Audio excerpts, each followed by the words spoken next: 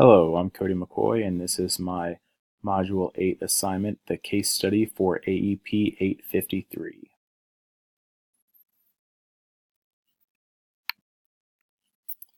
So in this particular case study, we do know a few things.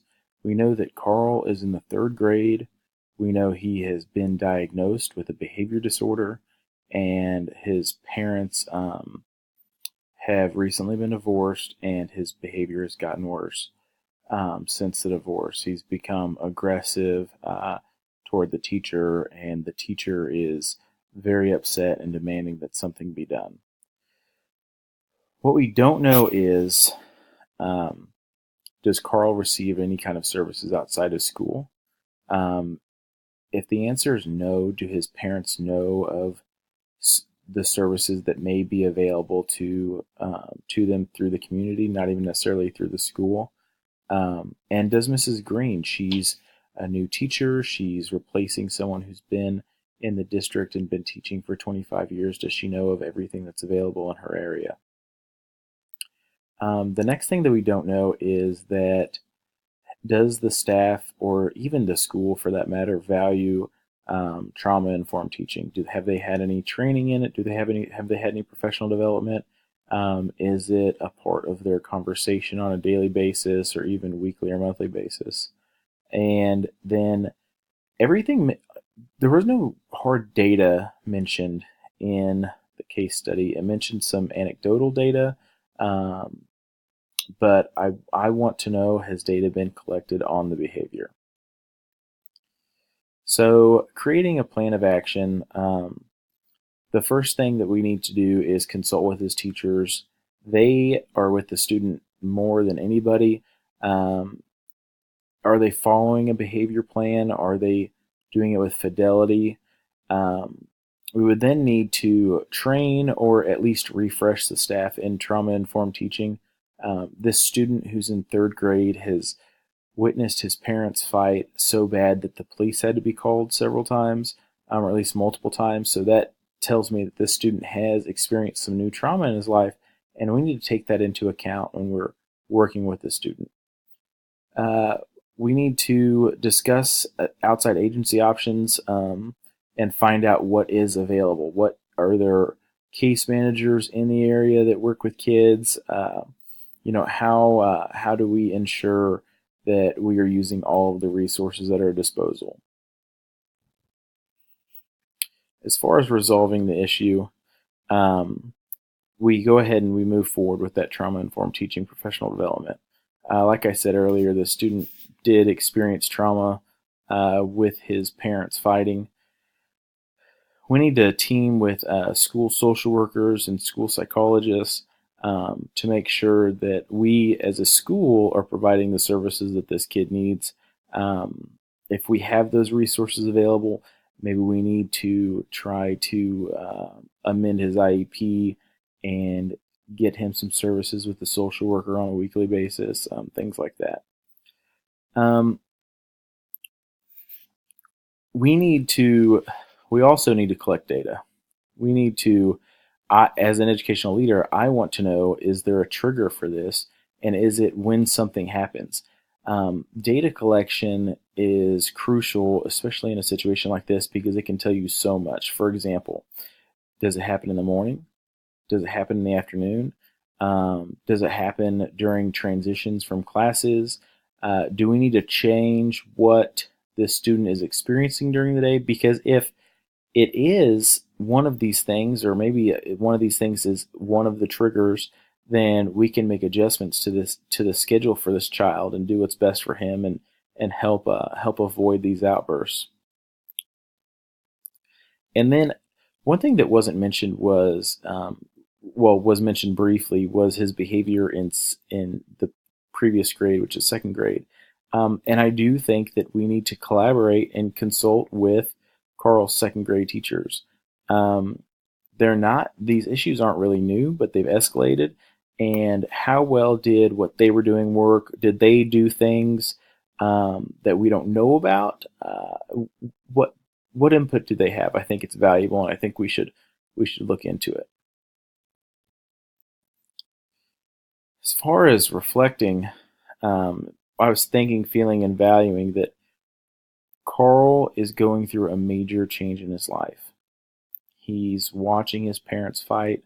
His parents had an outburst his mother had an outburst during the meeting.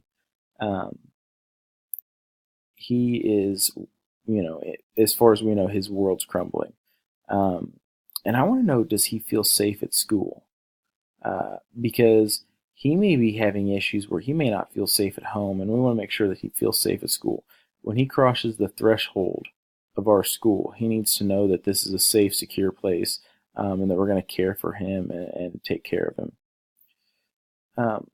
And how, so she had mentioned that one of the teachers had mentioned that the student should just be taken out and put in the resource room anytime something happens, and that he needs to be in the resource room more. My question is that if this is the practice and he's been pulled out, what's the effect on his grades and education, right? Are we truly looking into the least restrictive environment? Is he being placed in the least restrictive environment? And are we doing what's best for the kid, not necessarily what's best for the adults? There's some unresolved issues. What does the data say? Are there triggers? Are the outbursts truly random? We we we are told by the parents to just do whatever we want, that they don't know what to do. But what do they really think? They know their child best. Their input is valuable, and they need to know that. Um, are they open to outside resources? The mother, during the case study at one point, mentioned, giving Carl her other child's Ritalin. So that tells me that in some level they've seen a doctor for a behavior disorder before. Have they taken Carl to the doctor? Has he seen somebody? Is he receiving services outside of the school? Has the existing IEP been followed with fidelity? Are they doing everything in the IEP every single time? Sometimes I understand that that's the law, and I understand that that is what needs to happen. But sometimes in the real world, things fall through the cracks. Teachers forget, right? Everybody's human, but are they making certain that they're doing everything they can for Carl? And then, has Mrs. Taylor been supported? I worry about her. She's been teaching for 10 years. She comes in the room and says she needs the kid out of her class. This can't be something that typically happens. So I want to make sure that she feels supported and knows that we're here for her. What's her history with students with exceptionalities? Is she typically welcoming? If not, how can we support her and build her up? Because from all accounts, she's a very good teacher, and we want to keep her, and we want to keep her happy, and we want to make sure that she is living up to the standards that we have for her. All right, category 5. Thinking about all student success through instruction, the trauma-informed teaching is one way that I would ensure all student success through instruction. For me, this is really a cornerstone of my plan regarding all students. Positive relationships and positive school cultures will come out of trauma-informed teaching. It will become a safe place for kids, even if they have experienced trauma. Is Carl's behavior plan being followed? Is the second point. Carl being calm in class means better instruction. It's a safety and security issue with the school. Are we doing this? Are we supporting this child enough so that all students can learn? And then another part is increased collaboration among staff. Is it typical in this school that teachers talk with the grade level before? What kind of information do they get?